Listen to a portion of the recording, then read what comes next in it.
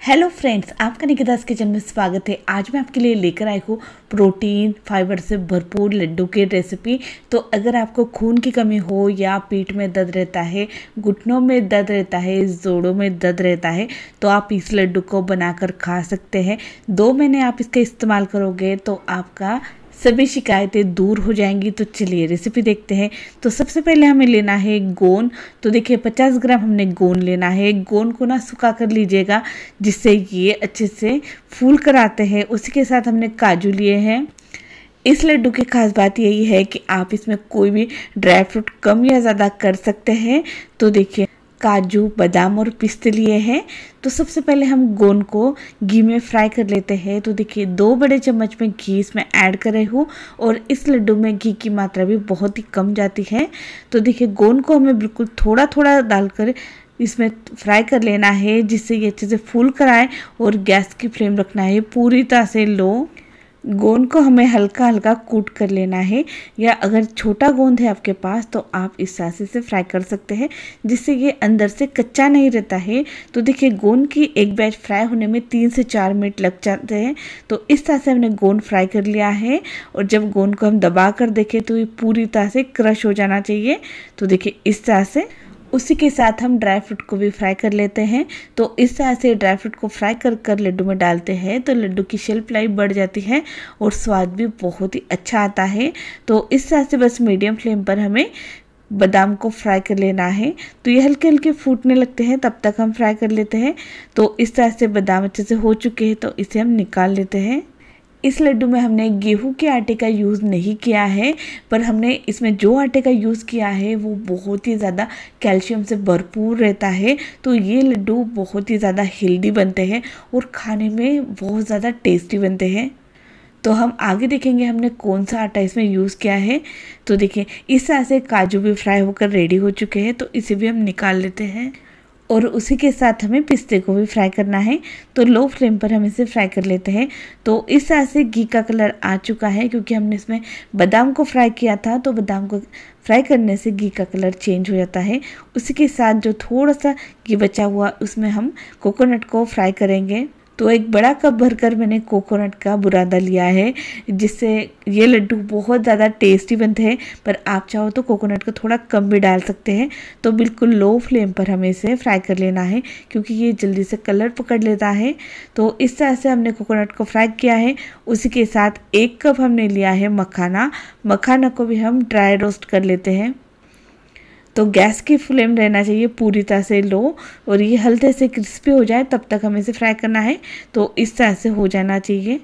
तो इसे भी हम निकाल लेते हैं और उसी के साथ हम खसखस को भी हल्का सा फ्राई कर लेते हैं। तो देखिए 1 बड़ा चम्मच भरकर हमने खसखस ली है। तो इसे लड्डू में डालने से क्या होता है, जो सर दर्द की प्रॉब्लम रहती है तो ये उससे दूर हो जाती है। तो इसे भी हमने फ्राई कर लिया है। उसी के साथ जो हमने गोंद को फ्राई कर लिया था ना, उसे हमें इस तरह से प्रेस कर लेना है। तो कोई भी कटोरी या ग्लास से हमें इस तरह से क्रश कर लेना है गोंद को। तो गोंद भी रेडी हो चुका है। तो साथ ही हम डाल रहे हैं 1 बड़ा चम्मच भरकर घी और इसमें आधा कप हमें लेना है सिंघाड़े का आटा। तो सिंघाड़े के आटे में बहुत ज़्यादा कैल्शियम रहता है तो ये लड्डू को बहुत ज़्यादा हेल्दी बनाता है। तो अगर आपने इससे पहले सिंघाड़े के आटे के साथ लड्डू नहीं बनाए हैं तो इस तरह से बनाकर ज़रूर देखिएगा। ये लड्डू बहुत ही ज़्यादा टेस्टी बनते हैं। एक बार आप इसके लड्डू बना लोगे तो बार बार इसी तरह से लड्डू बनाएंगे क्योंकि ये लड्डू खाने में बहुत ही ज़्यादा स्वादिष्ट बनते हैं। तो आटे को हल्का सा भूनने के बाद हमने और इसमें घी ऐड किया है। तो देखिए आटे को भूनते समय ना ये अंदर से कच्चा नहीं रहना चाहिए, इसलिए हमें घी की मात्रा थोड़ी सी ज़्यादा रखना है जिससे ये एक बराबर से फ्राई हो और लड्डू खाने में सोंधे से लगे। तो देखिए इस तरह से हमें आटे को फ्राई कर लेना है। तो लो फ्लेम पर एक जैसा आटे को हम फ्राई करते हैं तो इस तरह से आटे का कलर आ जाता है। तो देखिए इस समय आटा पूरी तरह से रेडी है तो इसे हम निकाल लेते हैं। तो आटा जब ठंडा हो जाता है तो आप देख सकते हैं सिंघाड़े का आटे का कलर कितना बढ़िया है। तो इसमें से बहुत ही बढ़िया से खुशबू आ रही है।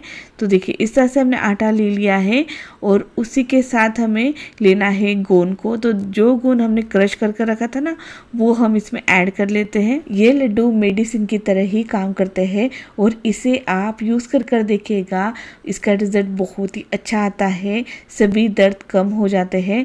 तो देखिए साथ ही हमने जो कोकोनट को फ्राई करके रखा था ना, वो हमें ऐड कर लेना है और इसे हम पीस लेते हैं। तो इस तरह से हमने कोकोनट को पीस लिया है, तो इसे हम डाल लेते हैं। कोकोनट की मात्रा भी आप कम या ज़्यादा कर सकते हैं। तो लड्डू में मुझे कोकोनट ज़्यादा पसंद है, इसलिए थोड़े मैंने ज़्यादा डाला है। और साथ ही हम काजू और बादाम को भी मिक्सी में चला लेते हैं। तो इसे हमें पल्स में चलाना है, जिससे ये पूरी तरह से पाउडर ना बने, हल्का सा इसमें दरदरापन रहे। काजू और बादाम को हमने घी में फ्राई कर ऐड किया है, इसीलिए काजू और बादाम का जो बड़े टुकड़े रहते हैं वो अच्छे से क्रिस्पी से लगते हैं इसमें, इसीलिए हम इसमें थोड़ा सा दरदरापन रखते हैं, तो लड्डू खाने में बहुत अच्छे लगते हैं। उसी के साथ हमने मखाने को भी पीस लिया है। तो सभी चीज़ों को हम आपस में मिक्स कर लेते हैं। तो इस तरह से हाथों से अच्छे से मसलते हुए सभी चीज़ों को अच्छे से मिक्स कर लेना है, जिससे इसका घी छूटे। और उसी के साथ हमने लेना है गुड़। तो नाप से देखें तो 300 ग्राम हमें गुड़ लेना है और कप से देखें तो 1 कप, और 1 कप से थोड़ा कम इतना हमने गुड़ लिया है। और साथ ही हमें ऐड करना है 2 से 3 बड़े चम्मच भरकर इतना पानी। तो इस तरह से हम गुड़ को पहले पिघला लेते हैं। तो जब गुड़ अच्छे से पिघलने लगे तो उसमें हमने ऐड करना है 1 चम्मच इतना घी। तो इस तरह से घी हमने ऐड कर लिया है। तो गुड़ में इस तरह से बबल्स उठ रहे हैं, पर ये पूरी तरह से पिघला नहीं है। तो गुड़ जब पूरी तरह से पिघल जाए तब तुरंत ही हमें गैस को बंद कर देना है। तो इस समय गुड़ अच्छे से हो चुका है, इसमें अच्छे से झाग बन रहा है, तो हमें तुरंत ही इसे लड्डू के मिश्रण में ऐड करना है। तो इसे हमें इस तरह से छान कर ऐड करना है। तो देखिए ये परफेक्ट रेशो है गुड़ का और ड्राई फ्रूट के लड्डू का। तो आप इस तरह से बनाकर देखिएगा, परफेक्ट बनेंगे।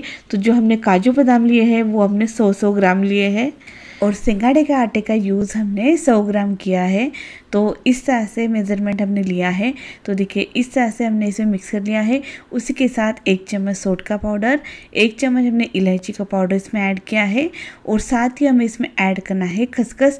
तो खसखस को आप दरदरा पीस कर भी ऐड कर सकते हैं या इसी तरह से साबित भी डाल सकते हैं।